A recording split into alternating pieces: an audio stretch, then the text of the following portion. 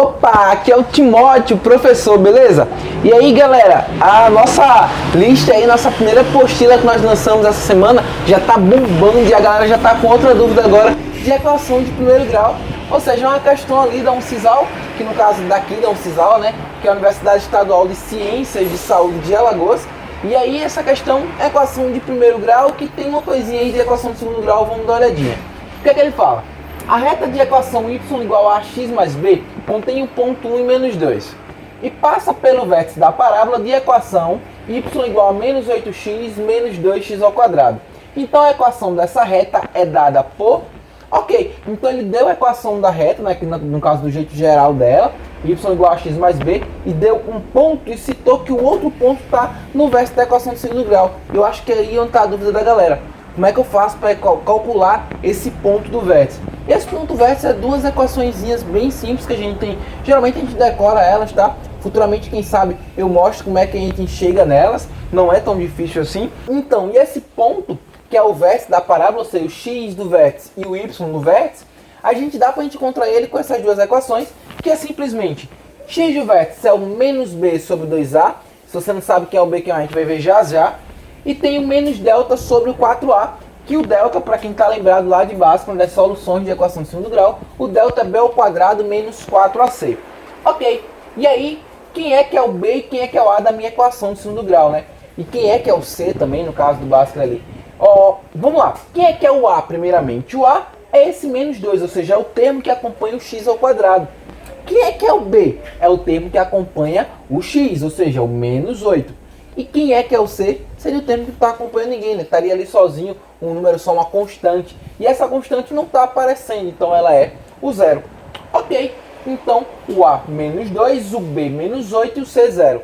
Show de bola aí, já calcula já direto aqui o nosso delta, tá? Que a gente vai precisar dele.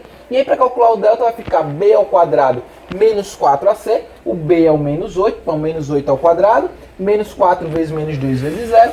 E aí menos 8 ao quadrado, 64. E já que o termo ali tem zero, né? Então a gente nem precisa fazer essas contas aqui. Mas menos 4 vezes menos 2 dá mais 8, vezes 0 que dá 0. Ou seja, vamos ter 64 menos 0, que 64 menos 0 é 64. Ok, então tendo já o delta, tendo o b, tendo o a, o que dá pra gente fazer? Dá pra gente justamente encontrar quem está querendo, que é o x e o y do vértice, que é o outro ponto pra gente poder calcular a equação da nossa reta. E aí o que acontece?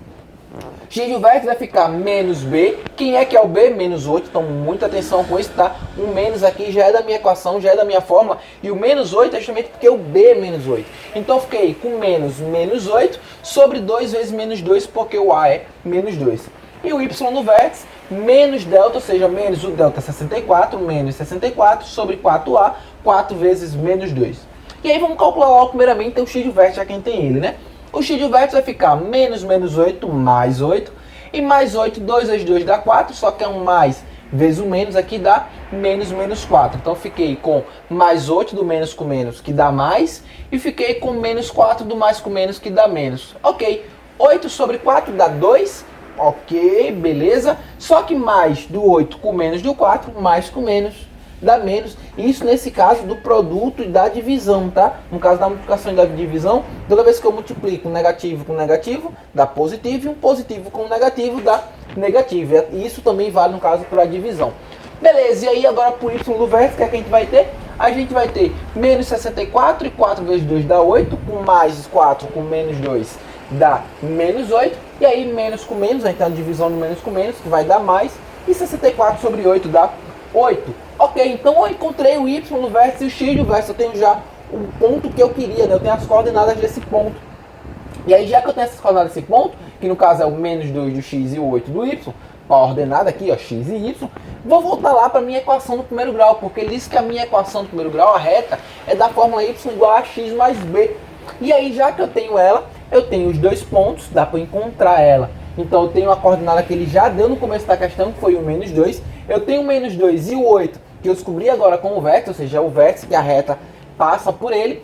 E aí agora vamos montar como é que a gente faz para descobrir essa reta.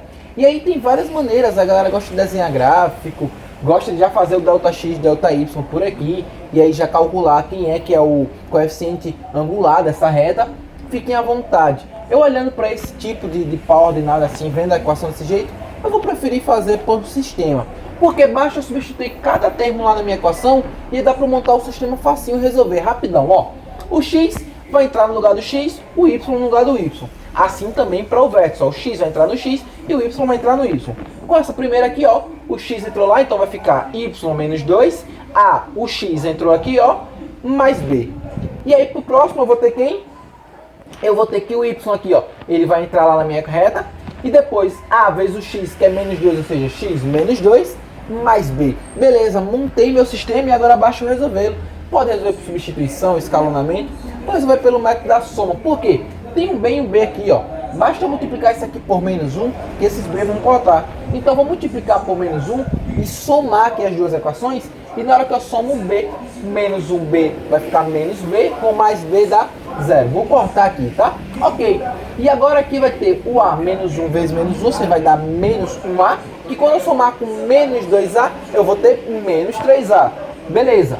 E aí falta só esse termo agora, que vai ficar menos 2 vezes menos 1, isso dá mais 2. Mais 2 somado com mais 8, eu tenho mais 10. Ou seja, somei, cheguei no meu 10. E aí fiquei com essa minha equaçãozinha rápida para descobrir o a aqui.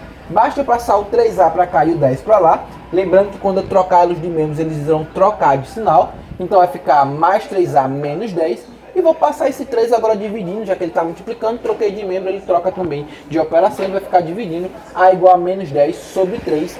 Beleza, descobri o meu a. Vai faltar agora descobrir o b. Para isso é simplesmente substituir em alguma dessas aqui. Ou seja, basta eu pegar meu a e jogar em alguma das equações que eu acabei de resolver no sistema. Que aí eu vou ter somente o b para descobrir. Pelo fato do a da primeira equação aqui ser mais simples, vou colocar nela. E aí vamos lá, substituindo na primeira, ó, vai repetir tudo, vou só trocar o a por 10, menos 10 sobre 3, então vou ficar com menos 2 igual a menos 10 sobre 3 vezes 1 mais b. Beleza, agora é só resolver aqui rapidão. Lembra que o 1 é o termo neutro da multiplicação, da divisão. Se eu multiplico, eu divido por 1, não altera nada, então eu vou ficar com menos 10 sobre 3 vezes 1, ou seja, que dá menos 10 sobre 3. E agora eu vou passar esse menos 10 sobre 3 para o lado de cá, vai ficar mais 10 sobre 3. Ok, ficou mais 10 sobre 3 igual a b, menos 2 mais 10 sobre 3 igual a b. O que é que eu vou fazer agora? Preciso de um MMC. Mais uma vez, o 1 é o elemento neutro, né? Ele está bem aqui embaixo, né? Menos 2 sobre 1. E eu vou fazer o MMC justamente do 1 que está aqui embaixo com esse 3. O MMC de 1 e 3 é 3. Ok, vou afastar um pouquinho para cá, ó. Então vou jogar para lá. Então o MMC deu 3. Lembrando que o processo de MMC, no caso da soma de um inteiro com uma fração, a gente divide pelo número de baixo e multiplica pelo número de cima. Então vai ficar 3 dividido por 1, que dá 3, e 3 vezes 2, que dá 6. Nesse caso, menos 6, porque é menos 2. 3 dividido por 3 dá 1, e 1 vezes 10 dá 10. Ok, fiquei com menos 6 mais 10 sobre 3, só efetuar essa operação, que vai ficar menos 6 mais 10, ou 10 menos 6, isso dá 4. Então 4 sobre 3 é o valor de b. Tendo a e tendo b, né, eu já tenho os dois elementos para poder montar minha equação do primeiro grau. Eu cheguei então que tendo a e tendo b, eu vou ter minha equação do primeiro grau, né? Y igual a ax mais b, onde o a é menos 10 sobre 3 e o b eu acabei de descobrir é 4 sobre 3. Beleza, muita gente chegou nisso aí. Só que aí ficou a dúvida, Timóteo, como é que eu faço agora, pô? Cheguei na equação, mas não é a que tá lá no gabarito. Calma aí. Como é que a gente resolve isso? Cara, isso é realmente aquela equação. Só está desorganizada para o que a questão quer, no caso, nas alternativas. Como é que eu faço para chegar lá? A primeira coisa é acabando com essas frações. Ou seja, essa equação não serve porque não tem alternativa. Mas ela é justamente igual a outra que a gente vai encontrar, né? Elas só estão escritas de maneiras diferentes. E aí, ó, para eu poder acabar com essas frações, eu vou logo multiplicar todo mundo por 3.